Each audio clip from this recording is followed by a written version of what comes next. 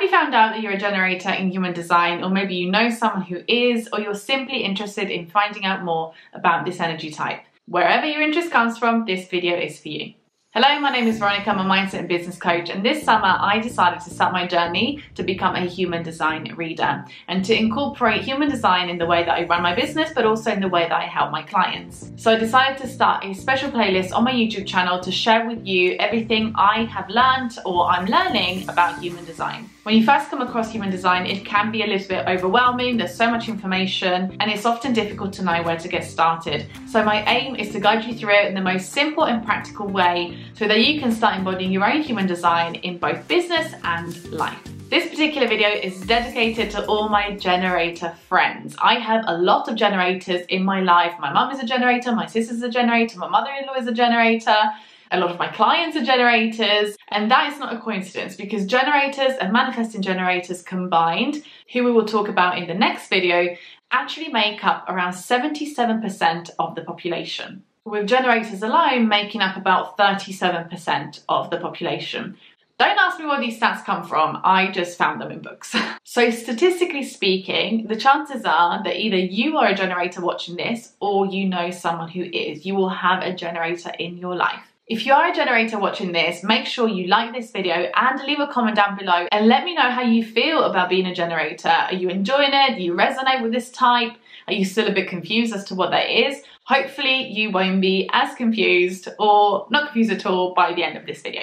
So starting with the basics. How do you know if you are a generator? Well, looking at your chart, the generator will always have their sacral defined. What they won't have is either this center or any of the other motor centers connected to the throat. The generator aura is described as being open and enveloping. They have this beautiful, sparkly, mesmerizing energy about them that draws you in, that literally attracts you to them. And when a generator is living their design, is being themselves, is loving life, is doing what makes them happy, their aura literally becomes magnetic and attracts the right people, the right opportunities, the right circumstances to them. And all the generator has to do as a result is respond and discern which of those they want to say yes to and which of those they want to say no to. And this is why, and we'll be looking at this in later videos when we start to explore different types of authority, the authority for generators is to respond, is to wait to be presented with something and then make a decision as to whether they want to lean in and say yes and take that opportunity, or whether they feel like they need to back away and say no.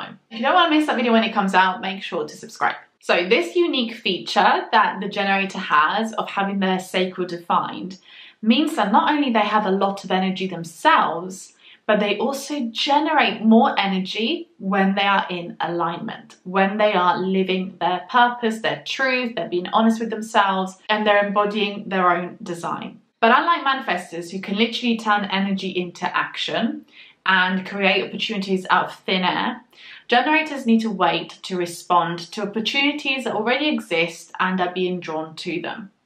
So that is one of the main differences between a generator and a manifestor. As we looked at in the previous video, if you haven't watched that yet and you're interested in finding out more about manifestors, you can watch that video. I'll link it up here somewhere.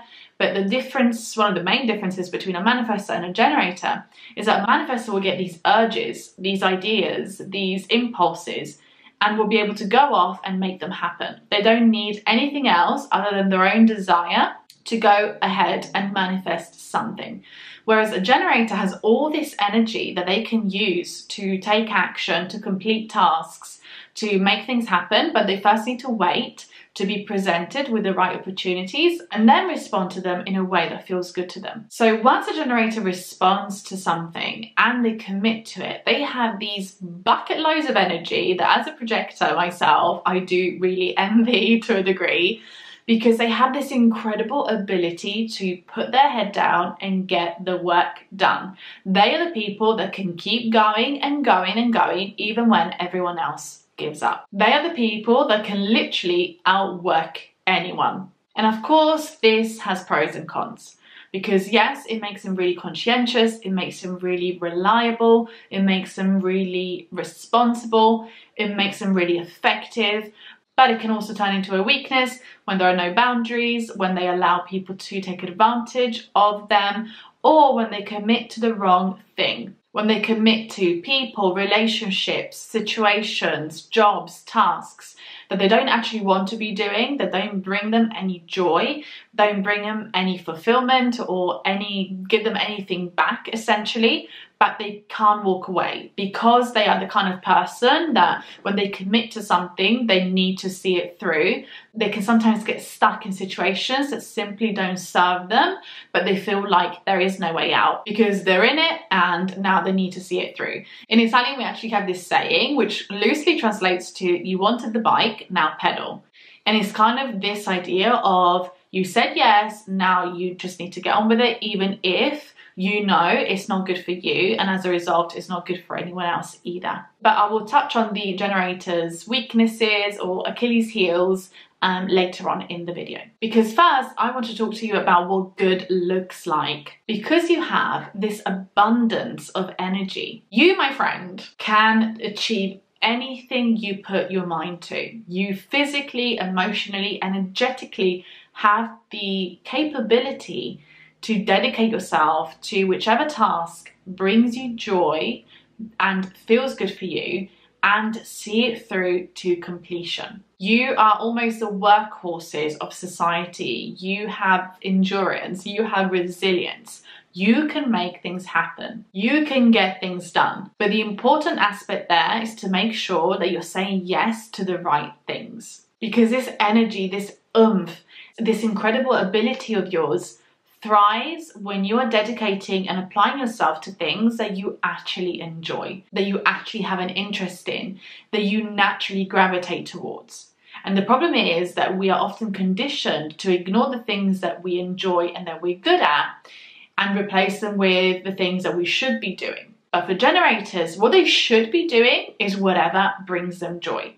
Because the more they do what brings them joy, the more of this beautiful energy they release. And they inspire others to follow their path and to do what feels right for them. And that is how they uplift themselves and they uplift society. Generators can often lean into people pleasing because very early on in their life, they will learn that they are extremely valued for their ability to get things done, to achieve, to be the person you go to when you want something done. And so what tends to happen is that they start to believe and start to attach their worth to how much work they do, to how much success they can acquire, to how long they can hold on for and push through when everyone else slows down. And when you get into that mindset, you are not living your design. That is when you'll start to experience frustration. You'll start to experience this disconnect.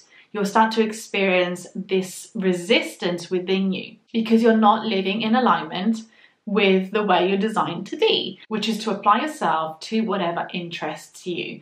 This doesn't necessarily have to mean that you dedicate your career to it, but it does mean that you need to fill your time with things that bring you joy, whether that is candle making, gardening, walking your dogs, or swimming, or reading a book, or knitting, or cooking, or building cars. Whatever your heart desires, you need to engage in tasks that allow you to be in that state of flow, in that state of, oh my God, I could do this all day. Because as a generator, you can do something that you love all day long. And so you need to make sure that you're using this ability, this skill, this huge strength of yours for the right reasons. The right reasons being what's right for you and as a default, what is right for others. So your only concern as a generator is not to outwardly help others, but it's to first help yourself. Put your own oxygen mask on first, because if you're doing well, you will by default help everyone else do better as well. Let's briefly talk about some of the challenges as a generator you are likely to face. I alluded to one of these earlier, and it's to have really poor boundaries when it comes to you doing things for other people. So you may find that because you have so much energy and because historically you've been the person who could